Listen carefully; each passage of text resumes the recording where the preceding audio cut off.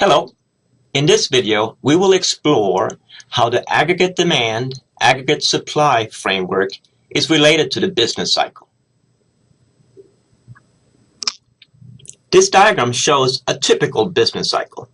That is, how real GDP changes over time in the short run, maybe over 3 to 7 years. We see that the business cycle has 5 distinct parts. When real GDP is increasing due to growth, we have an expansion. When real GDP reaches its highest level during the business cycle, we are at the peak. When real GDP starts to decrease due to negative growth, we experience a recession or a contraction. When real GDP reaches its lowest level during the business cycle, we are at the trough. And when the economy starts to grow once again, we are at the recovery phase of the business cycle. And then it starts all over once again. This description of the business cycle might make it sound as if business cycles are quite predictable, following a predictable path over time. Unfortunately, this is not the case. Rather, the business cycle is irregular and unpredictable. This is significant because this unpredictability makes it difficult for the government to adopt policies, either fiscal policies or monetary policies, that could reduce these fluctuations of economic activity. Another important fact about the business cycle is that many macroeconomic variables tend to move with the business cycle. Some variables are pro-cyclical. They increase or decrease along with the business cycle. Examples are employment, investment, and sales. Other variables are counter-cyclical. They move in opposite direction as the business cycle.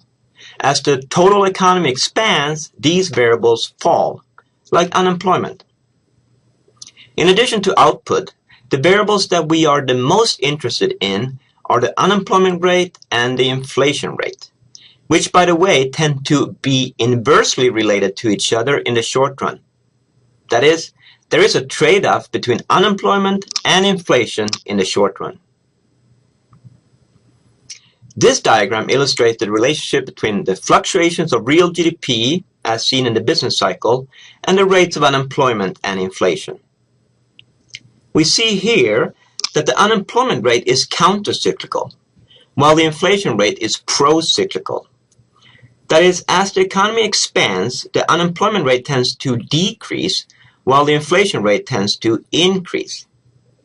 Note that at the peak of the business cycle, the unemployment rate is at its lowest level, while the inflation rate is at its highest level. The opposite is true at the trough of the business cycle, at which point the unemployment rate is high and the inflation rate is low. These are then some of the stylized facts of the business cycle. But how can we explain these connections? Well, we need to look at a model of the entire economy. We consider the aggregate demand, aggregate supply framework. As the name suggests, there are some similarities between this model and our standard demand and supply model, but there are also important differences. The aggregate demand, aggregate supply framework does not look at a particular market, like the market for apples. Rather, we now look at the markets, all the markets together, the entire economy. Since we're considering the entire market, we cannot focus on a particular price. Rather, we must consider the overall price level, which might be approximated by, say, the consumer price index.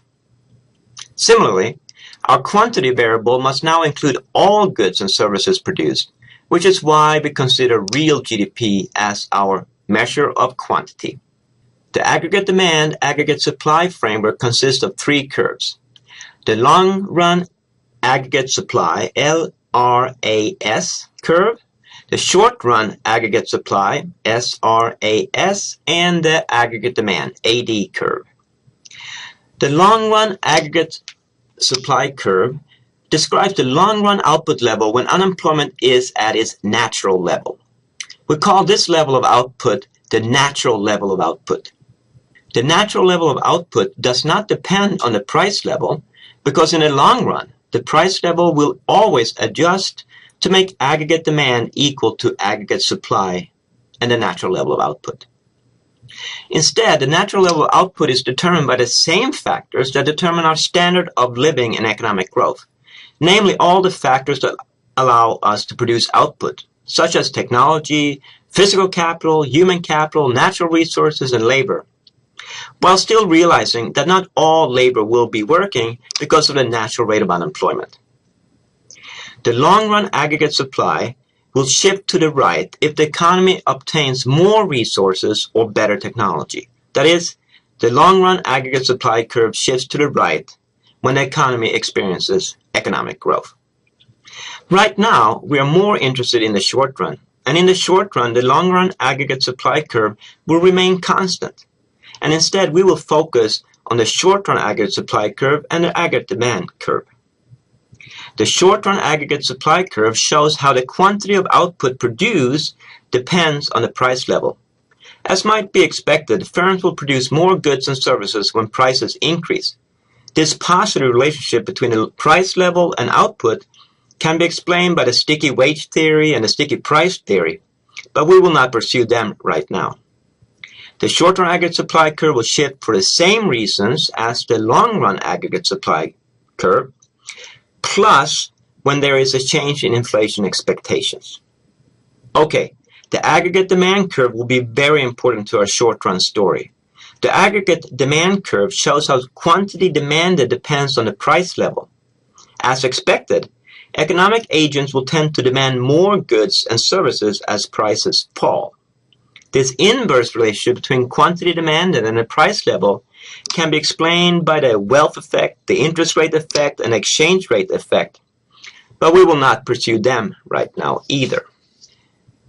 Aggregate demand depends on the amount of goods and services demanded by households, C, firms, I, and the government, G. And if we are considering an open economy, then we must also include net exports, NX. Aggregate demand will shift to the right if any one of these four factors increase. For example, if the government increases its spending or households increase their consumption. Aggregate demand will shift to the left if these factors decrease. A fall in investment due to lower investment confidence or a reduction in net exports due to a recession in Europe. Okay. Now we're ready to tell a story to see how the aggregate demand, aggregate supply framework is related to the business cycle and therefore the unemployment rate and the inflation rate. First of all, any point on the business cycle represents a short-run equilibrium in the aggregate demand, aggregate supply framework. That is, any point on the business cycle represents an intersection between the aggregate demand curve and the short-run aggregate supply curve. Suppose we start at a long-run equilibrium, where all three of our curves intersect. The economy is then at its natural level of output, which in this diagram is denoted by Y1. Obviously, this equilibrium occurs at a point in time, at T1. Okay, at this point in time, real GDP is equal to Y1, its natural level, and the unemployment rate is equal to the natural rate of unemployment, or NAIRU, which means that inflation is stable, maybe at around 2%.